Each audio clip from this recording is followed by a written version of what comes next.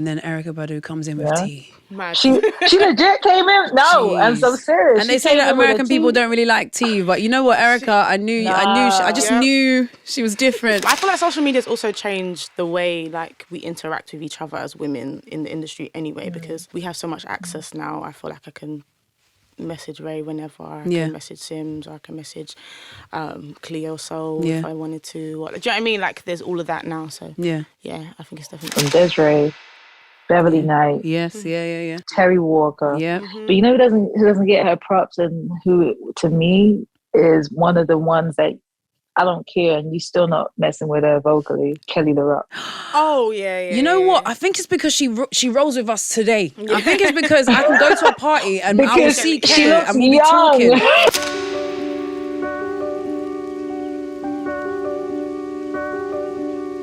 This time round on Sounds of Black Britain, we're focusing on the brilliant, talented and beautiful black women that have helped change the face of UK music and culture and helped redefine how black femininity is viewed and understood.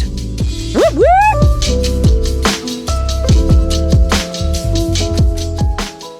Afrobeat, hip-hop, lovers rock, jungle, UK garage, grime, Afro swing. With its fusion of Caribbean, African and American sounds, all served with a UK twist, Britain can claim to be black music's most innovative hub. This is Sounds of Black Britain.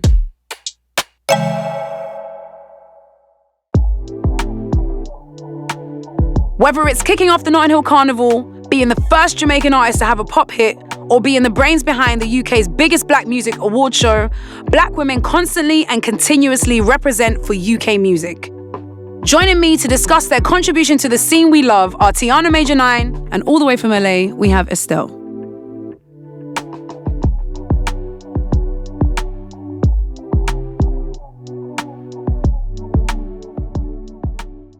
So one of the places that I guess I really want to start, Estelle, is with you. I would love to hear and for you to paint us a picture of what grime, what hip-hop, what rap music looks like when you first stepped into the scene in the United Kingdom. What was it like? Who were the people that were involved? What was the scene like? Was there radio shows? Were there music videos in the British UK scene? What was that like when you first stepped into it? Yeah, it was all baby form. You know, it was literally starting. Like, everybody was starting their shows or beginning their careers. Black Twang, Rodney P were already on. And for me, I was the young, who's this girl that wants to be an artist? You know, she's always on stage, jumping up, doing stuff. Who is this girl from out of nowhere? She don't really hang out with nobody like that. You know, she don't really outside like that because my mom was not having it. So, you know, I made my way where I could make my way. And it was a lot of people that were on in a certain space in the 80s and the 90s. And here I come along at the end of the 90s and the early 2000s. And I'm like, all right, this is cool what you did. And this is nice. I want to take it further, you know? 279 was a very good and great, and I still give him his props, a very good and great space to be at for UK hip-hop and hip-hop in general. On what station? 279's Choice FM. On Choice and he FM. had the Friday night hip-hop show, period. And like, he was the only one you wanted to get played on. He's part of the reason I even got a start in radio. Okay. He hired DJ Kofi, and DJ Kofi let me get on radio and talk in the middle of the night, you know, from like 12 to 5 in the morning, and play hip-hop records and my records and sing a little bit. Oh, crazy. So you was putting in the graveyard shit. Yeah. Right, okay. Oh, yeah. And then, you know, getting up and whatever, go to work, my Master Spencer's job, and also Darker Than Blue eventually, and also go do my gig. So I was awake a lot. Yeah. A lot. But, you know, it was everybody was trying to figure out what it was going to look like. So I saw every single part of every single beginning, you know, from radio to artists, to R&B to A&Rs who are now, and executives who are now the top of the league when they were just in the clubs, you know. So what were the clubs actually like? Because I know growing up in my world, I used to see videos of grime parties, right? So Sidewinder, you know, people on stage, mics, MCing. Were hip hop parties like that as well, or not really? Yes, they were. They were exactly the same. It was no different. It's the same people in the same places. An area like that was like popping more for like hip hop. Well, I'm from West, so like whatever I was doing, I wasn't going to South like that to go party and rave out. Like I'm from West, so I was in Ladbroke Grove. I was at what was it? They call it neighborhood now, Subterranea. Okay. And it was Subterranea was like the hub, and then they would move around like other places like in Camden. The scene was like that, and it was the same people in the same set from Rodney P and Twang and Scheme and Skinny Man and all of those guys. They would just move around. Myself, Roses Gabor, Temper, Wildflower, Simone, and like maybe one or two other girls were like the girls in my range. Before that, it was like Cookie and then from We Papa Girl Rappers and Moni Love. It was a big gap. It was a big old gap. Even though people came before you, it still felt like you were starting from the beginning. Fresh. Yeah, 100%. right. Women's achievements are often downplayed. And a unique combination of sexism and racism means that's even more of a fact when it comes to Black women. That's why it's important for us to dedicate the time to salute and celebrate the women that have been front and center of the Black music and culture that's helped shape modern Britain.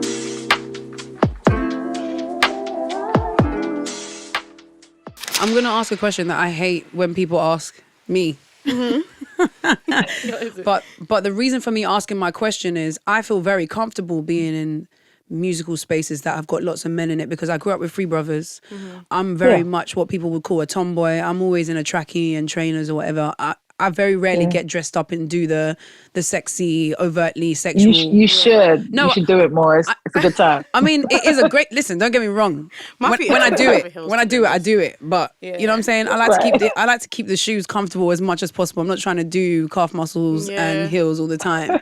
But I say this to say for both of you, Tiana and Estelle, being in spaces where there are lots of men, when you're first coming into it, was it intimidating? Because people think grime was intimidating. I didn't necessarily find it intimidating. Was it intimidating for both of you to be in fields? Tiana, obviously less you because you're in a singing space, but still there are going to be rooms where there are lots of men in there. Did you feel, especially in the UK, that you were welcomed? Was it easy to do what you were doing? You know, or was it like them scenes where the girl's struggling to get the mic and once she finally gets it, people know she's good? You know that scene in the movie where everyone's like, wow, we should have let her sit and spit and sing ages ago. Did it feel like that? Estelle, you're describing spaces that I'm sure, like you said, you've named lots of MCs that were men in those spaces. Yeah. Did you guys struggle or was it absolutely fine and you were able to do what you wanted to do? You know what? When I first started out, I actually pretended to be my own manager. Yeah. I pretended to be a man so people could like take me seriously. Right, okay. And then I started working with my brother. We started writing songs together. And I don't know, I felt at the beginning it felt like because they see my brother and he's older than me and we're making this great music, but there's still a man in the equation. People kind of, I don't know, paid attention. I feel like if I was in it just by myself at the start, it would have been a little bit harder for me. Yeah. Especially with the style of music I make. Yeah, I've been in rooms where I'm just like, I just need to go outside for a second because you are annoying and a lot. Like, it's just too much. Yeah. Like, it's a lot. But yeah. What about you, Estelle? Yeah, there's an element of that. I mean, look, I was co-signed left, right, and center by men per se, right? Like Black Twang and then John Legend and you know, I've done a lot of features with a lot of men, right? As a way of like putting music out. I've done like great duets, right? I write love songs, so that makes sense. In the rooms, what I initially started doing was as soon as I walked in the room, I took myself out of the headspace for them real quickly of like, I'm not the one you're going to try and have sex with. It's very key. That's not what we're doing. Key. That's not what we're doing. Very key. You know, but you know, to a point that made me little sis. Yes. You know, and so then you know how little sisters get treated. It's kind of like, yeah, but not serious. And so I had to like do some, you know, I had to do some like very clear standing up for myself a few times. Yeah. And also I wasn't scared. I'm the oldest girl. There's 9 of us. I grew up around boys. My brother used to practice kung fu on me. Like I am not scared. I like said on me, not with me. No. It wasn't 2 of us going head to head. I was there and he was practicing. He was practicing and I was in the room and it was a kick and I would fly. I was not scared. Like, you know, real life. So there's a level of like, cool. I'm not scared. I know where it's coming from and I can hold my own. Yeah. You know, and I have a mouth on me too. So, you know, so you learn. I think in order to rap or do music or write music, you have to have, words. Of course, Mm-hmm. of course. I was never scared, but there's an element of it for sure. Like you always on your 10. Mm-hmm. You have to be. You have to be. I was gonna say, in the beginning as well. Obviously, this is my style now, but in the beginning, I really made it a point to, I don't know, dress a bit boyish, a little bit more boyish, because I didn't want people to fancy me or like, you know what I mean? Like, because I never wore bras, but every time I had a top, you could see the pointing, like. Yeah. So, I don't know, I wore like oversized t-shirts and like jerseys and my hair real big to like distract people, and just because I like the style too. But I think that, it got to a point where I was like, I feel like I'm doing this because I feel like I need to do this. Right. Rather than it being just a natural choice. Right, exactly. So, yeah.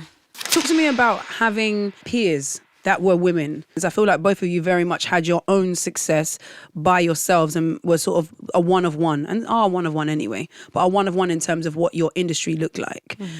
We can name them: Miss Dynamite, Lisa Mafia, Nole in terms of rapping, Little Sims in terms of rapping, and then obviously we got a UK R&B artist as well, from Mahalia to Georgia Smith. But at the time when you guys both started, did you feel like it was just you? Did you feel like there were other people that you could lean on to ask advice from? I'll start with you, Tiana. I think in the gigging scene, it didn't feel like it was just me. There was bare girls gigging. It was a time where everyone was just chatting to everybody, just trying to make artist friends and stuff. But I think like in the wider aspect of like R&B music and black women at the time, Ray Black was the girl that everyone was really like, and she still is, everyone's looking at, and that was the person that you wanted to aspire to be next to and stuff. So, we had Ray Black at that time, Because I know a lot of what I saw coming up in music was that the mandem had other mandem to go against, right? Your competition is there. You go to the radio with them. You go to raves with them, and you're on stage with them. Whereas, I don't know, Estelle, in your scene, did you feel like you had that? People to lean on and people to help you get better and for you to sharpen your tools? Or was that very much a journey that you took on your own? It was just all around them, really, because, after a certain period of time, the girls were just kind of like, all right, I'm good, And it was a little disheartening, especially after a period of time, like after, say, like if we started in like 98, get to 2001, and none of the girls I started with were really trying to pursue it at a major level, right? They were kind of like, I'm good here. And I was like, there's so much more. You could do so much more. Come on.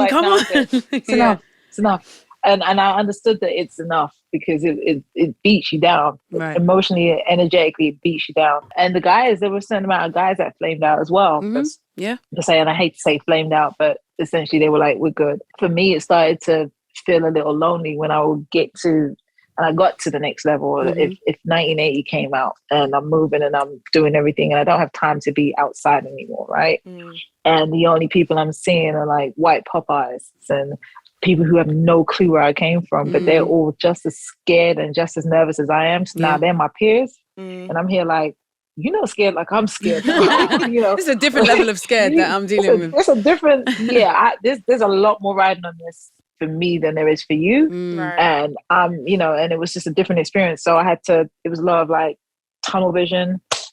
All right, my mom, this is going crazy. I need to talk to someone, or sit down in the room and be like, God, I know it's for a reason. And literally pray, in order to push through it. It was a lot of that going on. Were there any direct conversations that you had, Estelle? Were there any people that you sat down with? Because I can imagine being in that space and you look over at your sister who's doing something similar to you. You may not have grown up with her, but you're in the same scene.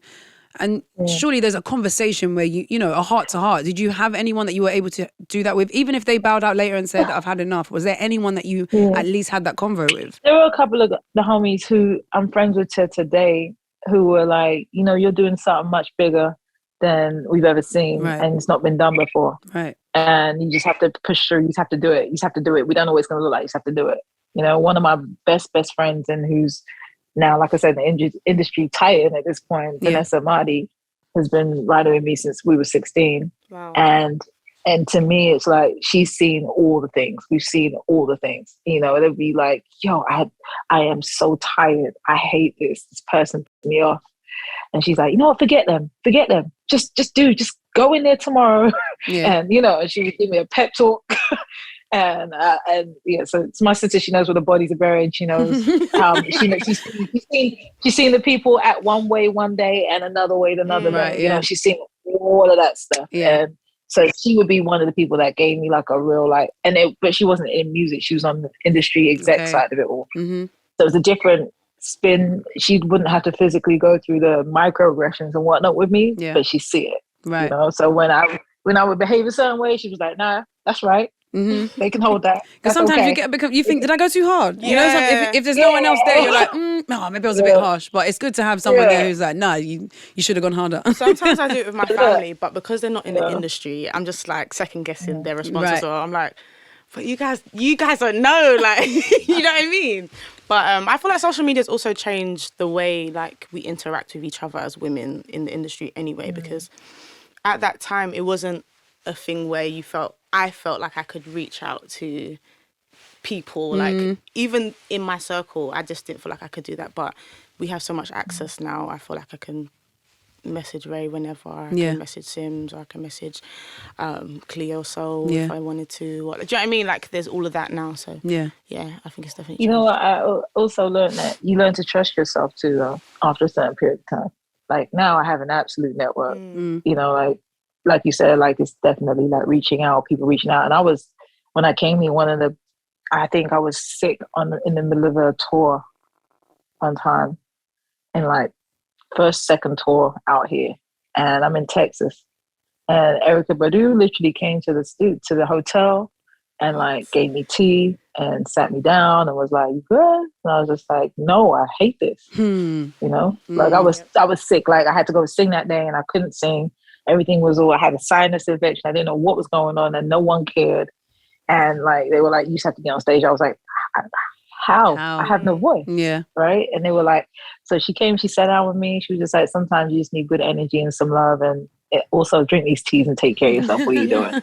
And I didn't know this information, you know? And so it's stuff like that now I have and have built over the past 12, 14 years. Yeah. But like I had to trust myself or be open and vulnerable enough to let that happen. Right. You know, because before it was 10 years of toughing it out. It was 10 years of like, all right, this is it. I know what I'm doing. It got me here, so I don't have to be open. And then I hit a point where I was like, yeah, I really don't know how to do this. I have to sing in 3 hours and there's no voice. And then Erykah Badu comes in with tea. She legit came in. No, I'm so serious. And they say that American people don't really like tea, but you know what, Erykah? I just knew she was different. They know about. Listen, first of all, Erykah's a healer, and like you know she she kind of unlocked. I feel like she doesn't have like bag. tea bags. She has loose leaves. Yeah, you know what I'm saying? And a strainer. Yeah.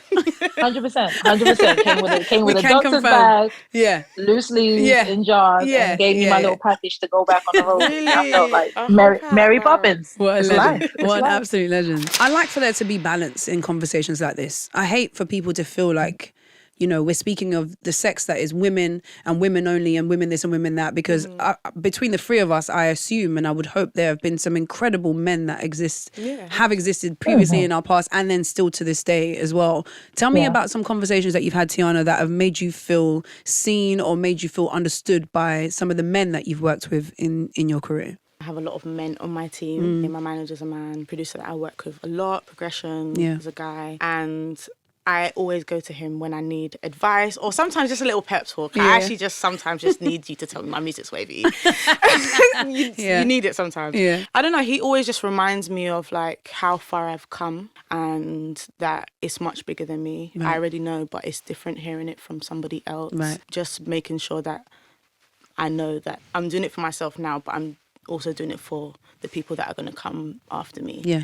And my manager every day just on the phone just giving me a grilling.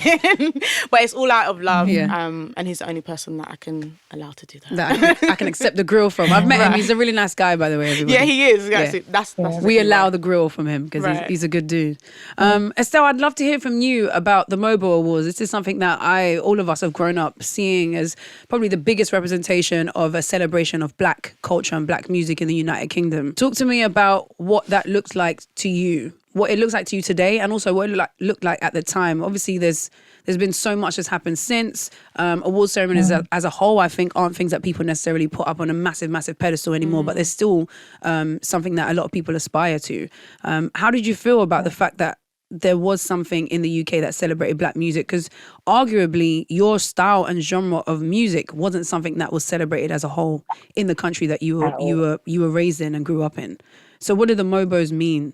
Just being a part of it was like you said, it's like being celebrated as Black British in the culture, right? Even if at the beginning it was a lot of Americans celebrated to get the news, to get people to pay attention, to have eyeballs, they still had a carve out where they let people know that there was talent here, right? And it started at a time where like So Solid were blowing up, and I was just getting started, and so I think I won Best New Artist, and then I think I won a couple more in the years following. But at the time, it was just very exciting that there was something that recognized and celebrated us, period. Because like I said, we were all starting our lanes. Everyone was like, we're trying to sing here. We don't know if it's going to work, but you know what? We're going to do it with conviction, and we're going to act like it's the biggest thing. So it was go for it. So it's exciting. It's exciting to see it, and I respect Kanye King and the whole crew. For even having a vision and the foresight to do it, and to stick to their guns when everyone essentially shit on it and acted like it was whatever. This is some hood thing, or this is some ghetto, blah, blah, blah. They stuck to their guns. They elevated it every single year. And now it's something that the people that they honored eventually went international, and now it's a thing. It's a big thing. Like, people ask me about the MOBO. They would ask me about the MOBO Awards all the time. I think it was great. For me, it was the pièce de résistance, because that was the one award ceremony at home that I know I could bring my whole family to. Like, my whole family has been to every MOBOs I've done. My mom came to the first one. My whole family came to the second one. They got to see me get an award from Grace Jones. I'm good. Like, I've done it, guys. Life is good. Like, Future Voice, life is good. 100%. Grace Jones knows my name. She said it out of her mouth. It really happened. It's documented. She hugged me. There's pictures. She hugged me. That really happened, guys. Like, you understand? She's an icon living. And, it was one of the last ones we got to see Amy at, and I got to give her award at that event, at that MOBOs too. So, like, it's been iconic for us. I don't care how people view it now. I don't care what people will say in the future. For the people, for Black people on the ground in the UK, the one thing I always want to say is celebrate us. I don't care what anyone's telling or saying, and I think we do a good job of it. Take it serious. Like, we're the people. There's no one coming to give us extra stuff. We're the people. Celebrate us. Take it serious. Like, support the people who are taking you serious. Like, go with your love. You're coming from a different space, a different generation. I did not mean, that was no pun intended with different space. What are the MOBOs? What did they mean to you coming up in music, and what do they mean to you now? It was always on in my house. That's something that we always look forward to. And when I finally got the chance to actually not see them, but like there was like a competition, the MOBO Unsung. I think my season was the first season that they actually did MOBO Unsung. So, oh, really? Yeah. So when I did that, I was like, okay, this is iconic. I need to be a part of this somehow, because first it's unsung, then it's an actual MOBO. I was trying to work my way up, but it was always something that I aspired to, and just seeing people that sounded like me and looked like me, and people that came from out of the UK come and celebrate with us was mad. It was actually very mad to see. So MOBOs, pick up MOBOs. Pick up the MOBOs, definitely. Every time. Estelle, what was the song for you that was made by a Black British woman that was the sound of a generation before, when you were coming up in music? You know who doesn't get her props? And there's a few women, and I'm grateful I can run the names of them down, from Desiree, Beverly Knight, Terry Walker. But you know who doesn't get her props, and who to me is one of the ones that I don't care, and you still not messing with her vocally, Kelly LaRock. Oh yeah. You know what? I think it's because she rolls with us today. I think it's because I can go to a party and I will see Kelly and we'll be talking. Yeah, she's just cool young. Like that. Yeah. Sometimes you got to, you know, Estelle. Sometimes you got to get out of here before people will say, "Oh, hold on a second, we miss you." Yeah, 100%. Yeah, this is my point. Yeah, this is my point. 100%. It doesn't matter that she's there. Yeah, give that lady her props. 100. Let that lady know because when they were giving us pop this and telling us we had to only exist in these spaces, she would get in those spaces and she would be giving you a church riff. Yes, 100. And she would be singing. She's 100. Not out here giving us a version. She was out there like black. And I said, to me, she was the one to listen to. Right. You know? So I think Kelly LaRock had more of an impact on all of us, you know, and I think we need to like give that lady her props, give that lady her, you know, give her standing in 100%. Black British music. That's amazing. Yeah. Thank you very much for saying that. That is so important.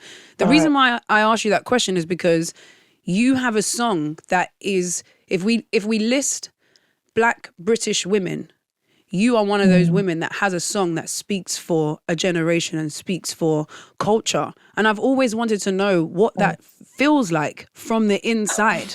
Because wait, which one? She said, and that's why you're a legend. And that's why you're a legend. That question is why you're a legend. When you look at Miss Dynamite, she's got sticky. Miss Dynamite's got low, but she's got sticky, right? She's got Boo with sticky. That's a song that it doesn't matter where, when, how, who, what, where. That song is a serious moment for people that were there in that time and later on. For a lot of people, 1980, obviously American Boy, we get it. We're not even going to go all the way. We're not even, that's another episode of the show.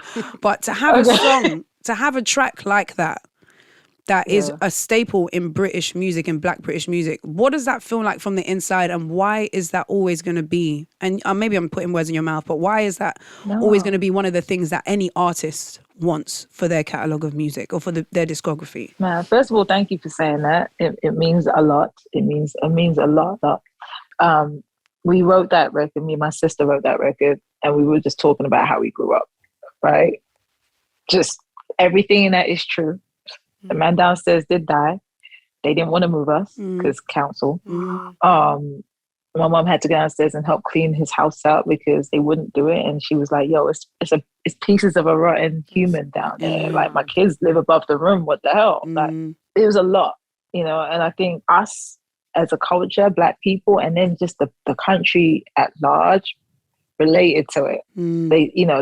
They saw themselves in it. They saw what they thought we looked like in it. And some of it was true, you know, some of the perception was true, but to me, the actual writing was true. Right. I'm grateful that I listened and I wasn't scared to say those things because, you know, African families and Black African families, like I say that because there's a distinction. Like African families are notoriously what happens in this house stays in this house, right? Yeah, absolutely. And I'm out here writing down all the business. I'm wrapping it in this. All the business. My mom's like, "Oh wow, well knows. Oh my god." And I didn't do it in a way that was embarrassing to her, or you know, but I did it in a way that was more celebratory. And I'm just exactly. Yeah. And I was 23. You know, so for me, I'm just grateful that I was open and vulnerable enough and young enough and smart enough to, one, write the record with my sister, two, be that proud, and three, push it through because the label were, you know, as they, you know, consistently are. You get it wrong sometimes. Yeah. Pretty much all the time. You know, when you're trying to cut someone's slack and the other person's like, no, Julie. No, it's all the time. All the time. There's a certain level of like, you have to be adamant and in your bag. Yeah. And I was adamant and in my bag about all of the records I put up. And I'm grateful for Grace, for literally God and changing the wind at the last minute, and for my whole family. Like, the video, I think, is what did it, because it also came at a time where like all the video channels were really starting to push over there for music, and Channel U, MTV Base, and you know, and even when it started to go pop, MTV Hits and regular MTV, the video, I said I wanted all my family in it. and we want to do it like this. And I told the director the treatment, his name was Andrew. These were all dreams for me. Like I literally dreamed these things up, and he followed me with it and made this amazing video. My whole family's in it. I can look back and I have a time capsule. And my sister's like, yo, this was you and you was like 12. And Right. Yeah. Like 4.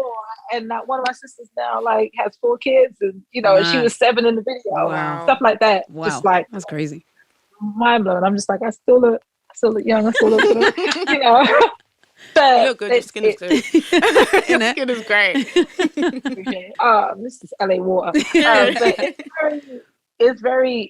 it was an era, and I'm just so grateful. Like I couldn't have made it up, couldn't have seen how far it was going to go. And I'm just happy that everybody got it, understood it, and never thought I was nuts. Yeah. My mom and the Africans didn't look at me like, hey, I'm telling why are you telling all these things? Why are you telling all these Can you things? please shut your mouth? Yeah. Please. Hey. It was a lot of love instead of the opposite. What advice would you give to new artists? Obviously, Tiana, you're not a new artist, but to an artist that is coming up after you, who I'm sure is in a process and continues to be in a process of making history in what you're doing, Tiana. What advice would you give to someone so they can walk down that same line and have a 1980 and have an American Boy? What do you think is the key piece of information that an artist would need to know to absolutely get need to hear this too. in that space? First thing is, don't overthink it. Like, don't overthink it. If you're dissecting this song and you're overthinking how you're going to place these words and it's too janky, scrap it. 2, like go with your first thought. The first thought is always right. That's your instinct, that's your gut, that's your sacral, whatever you want to call it. That's that. Go with it. It's always right. 2, listen, you are you, and you're in that space for a reason. You deserve to be there. You bust your ass to be there. Trust that you're there. Right. Trust that that's for you, right? There's only one you. Right. Just do it.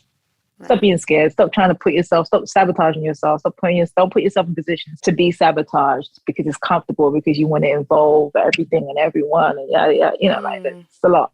Don't overthink it. 3rd, have purpose. Have purpose behind you. What are you talking about? And it was reinforced the other day. I was in a session with a legend, and he asked me what my records were about, and I couldn't give it to him in 5 minutes. I was like, well, that record's gone. I couldn't give it to him in 4 words, and I was like, that record's out. If you can't articulate what you're talking about and you don't know the intention behind that record, who is gonna get this? Who are you singing to? Yeah. Right? Yeah. Okay. And so that, to me, it's like it carves out your purpose. It carves out your point. What is your point of view? What are you saying? And what are you doing this for? If you can't articulate those things, take a break. Stop for a second. When you come back and you have something good to say that then. The pressure to have something online, the pressure to, and I understand it's the way and everything, but I always want to hear when an artist has something good to say versus when an artist just has something to say. And other than that, sit down, go live, go read a book, go fly a kite, go sit in your garden, get an experience. Go travel, do something so you have something to talk about. Find your purpose. And it don't have to be that deep. It don't have to be Joshua Tree under the stars. It could be, I just need to go sit up underneath my family for a while to remember who I am. And, not everything you record has to come out. Right. Some things are practice to get to the point. Yeah, I used to create with that in mind, where it was like I would be in the studio and I would be so stuck because I'm like, this song has to work. Right, and I forget that I can just have songs that I can go back to in the next couple of years. Tiana, what about you? Because you've seen and been down a path where you've had to really believe in yourself. You've had to believe in yourself in a time where you're looking around you and maybe not seeing the love and energy you're putting into your music being reciprocated from people because they're focused on other things or on other genres. What's the advice from you? You're now a person in the game where you might have been reaching out to other people, but now people are going to be reaching out to you, seeing what you've achieved and what you've done.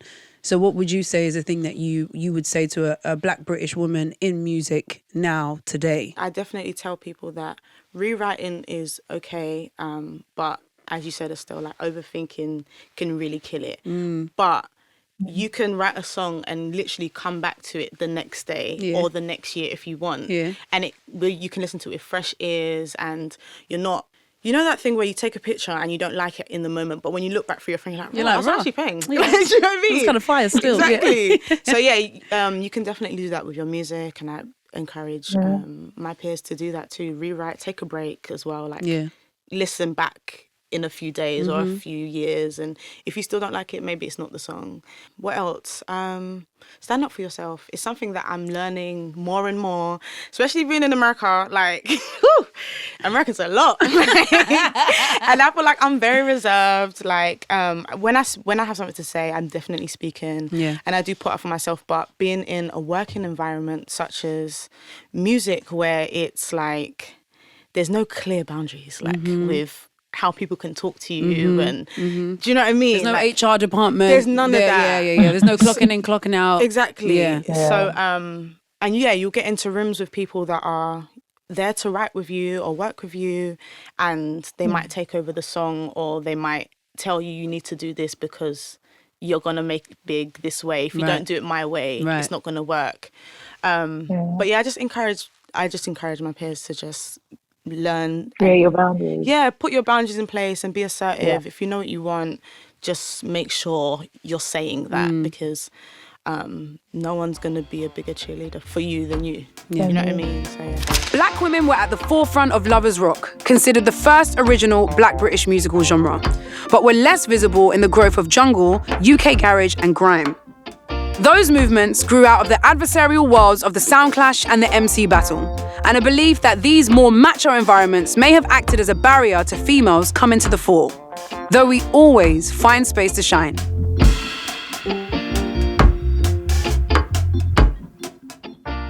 Do you both feel that you were encouraged to grow outside of the UK? Because we're obviously talking about Black women that are artists from the UK, but both of you have journeys that exist outside of this space. What was it? What made you feel like you wanted to look further than where a lot of people in the UK were looking? That kind of like drew me to being out there a little bit more, reaching people. Like, England's small. Like, I love it here and this is always home, but it's quite small. And Black music is smaller. Right. Like, I just wanted to expand and just be around a lot more people that make the kind of music that I make. And money. They pay differently. I like that you left it to the end, but it's important. They pay differently. 100%. I would say it's just part of something bigger. Every time I would get on stage, I felt like I wasn't moving people in a regular way. I wasn't singing records that were like, oh, it makes me want to just go around the corner. It was like someone would come up to me after free and say like, yo, you made me leave my abusive ex-husband. Right, Wow. right. And I was like, God, I was 23 at the time. Like, no one's ever beat me. I don't know how to relate to this, but I made a song that made somebody feel like, you know, they had the strength to get up and leave that kind of emotional, a very emotional situation. And I said, there's something bigger. At the time. Okay. Thank you. You know, but now I'm like, I'm so grateful. I'm happy to be of service. I'm happy that I listened, and I'm happy that I was open and I was open to write a record. I'm just happy to be of service. As Black women who have made different styles of music but still have made such huge marks in your fields, what do you think you guys have contributed to society, to Black British music, and to music in the UK full stop? What do you think it is about you? I know this is quite a hard thing to do, because you're like, so you want me to just big myself up? It's like, but I do. I would love to hear from you guys the lyrics you've written, the songs that you've sung on, the lyrics that you've rapped. What would you say all of that energy that you put into music has now left on UK music? Because I want people to like hear. I want it to be spelled out to them that without certain people, some things don't exist. I think for me, I'm very emotional, and I can open myself up to the people I want to open myself up to. And I put that in my music. I'm very vulnerable in my music.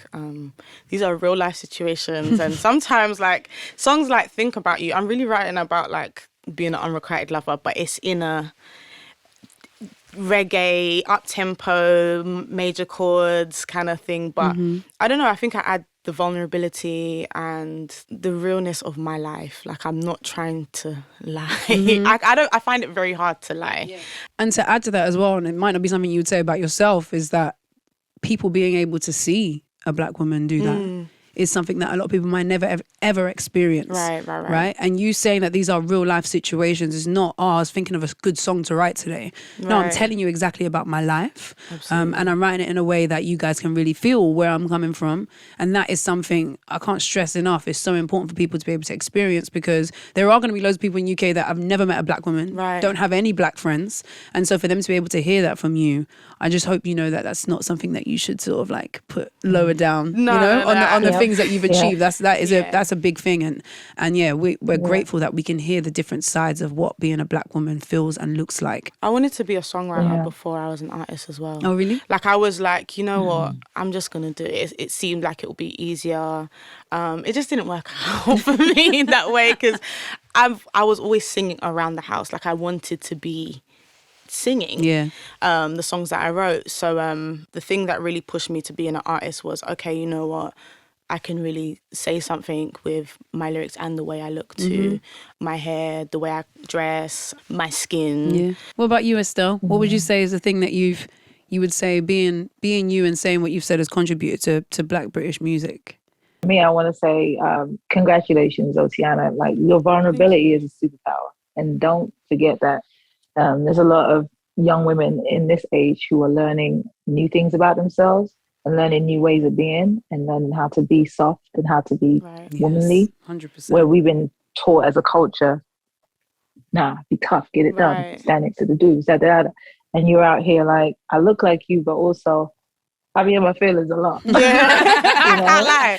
That's often. And it is beautiful. Yeah, it normalizes it for women, and it's beautiful. And I want you to remember that about yourself. It is a superpower. Thank you. For me, I think I've been a roadmap.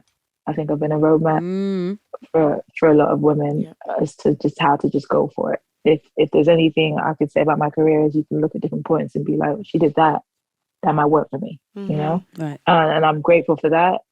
Aside from all the other things, from whatever awards, from whatever places I've sung all over the world, and to the point I've been enjoying this sit down and not go anywhere for a while, because I haven't not traveled since I was 17. I've been around the world touring and working for music, and I've been enjoying this. Like, real talk. Like, sit down in a house and do nothing. What? Yeah, sure. Yes, please. This is lovely. So cool.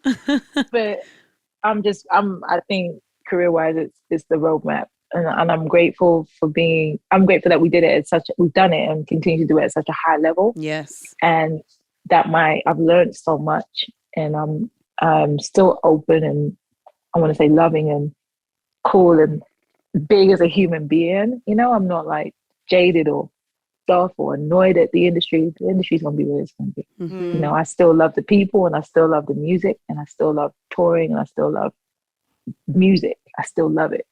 If you ever want to go through it, if you ever feel like you're going to go through it and come out tough in the end, come see me. You'll be all right. It's not going to be tough. You'll be okay. You'll be all right. It's not that bad, So looking back at all the things that we've discussed, thinking about the artists that have come before you, the genres of music that have come before you from the United Kingdom, what track would you say best paints a picture of a Black British woman in music? I think... I love putting people on the spot like this. Estelle, if you got one, you can jump in, by the way, if you've got one.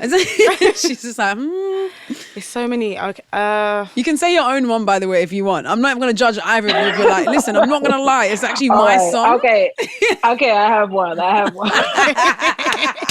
soon as I said that, she's like, oh, okay, cool, I've got one. Okay, because blah, blah. All right, and I wrote this with the intention that it be for every woman around the world, and in particular Black British women, because I am surrounded by them. I was raised by them. They are the touch point and the cornerstone for everything I do, and I'm talking specifically about my family and in general about every Black woman I've ever encountered.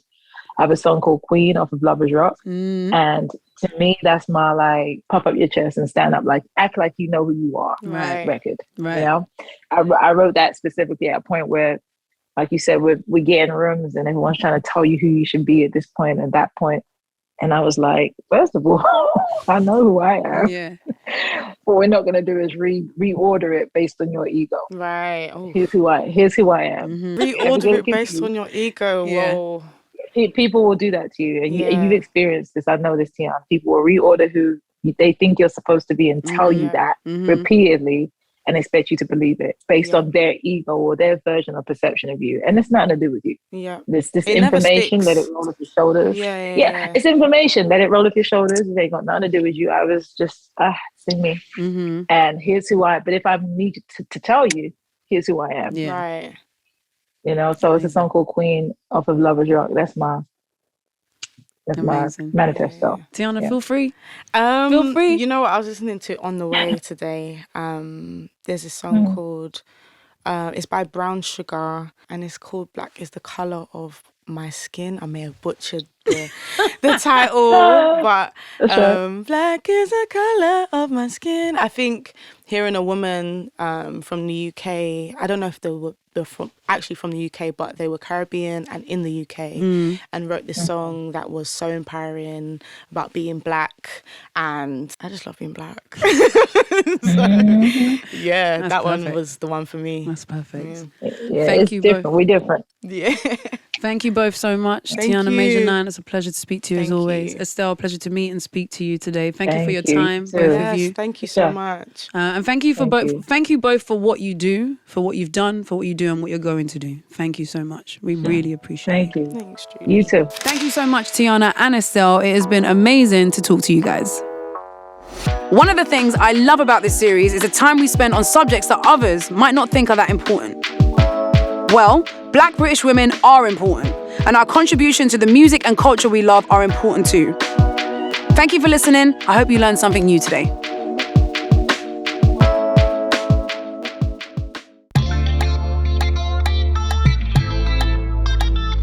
I'll be back in a couple of weeks for Volume 2 of the Sounds of Black Britain podcast, where I'll be speaking to DEE, DJ Target, Chip, Frisco, Cookie Price, General Levy, Omar, Reuben James, as well as the founder of the Black Curriculum.